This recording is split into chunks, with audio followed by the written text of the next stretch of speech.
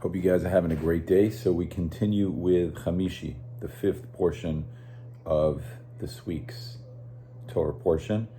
And Lemach is born, and he has children that start to create the extension of the world, the tools needed to survive. He had one child that was a person who dealt with livestock. He had one child that created musical instruments, and he had another child that created the tools necessary to deal with copper and bronze and things like that. In other words, he was a smith of sorts.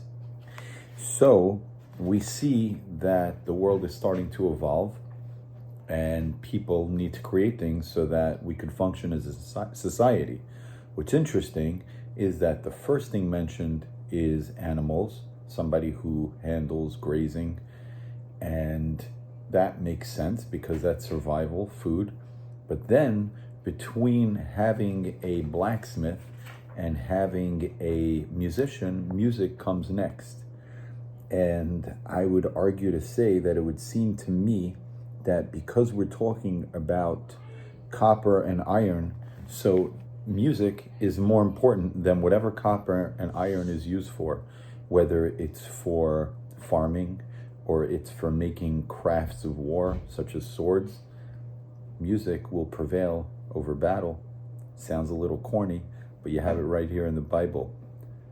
Animals, music, and then the ability to create things that help in war.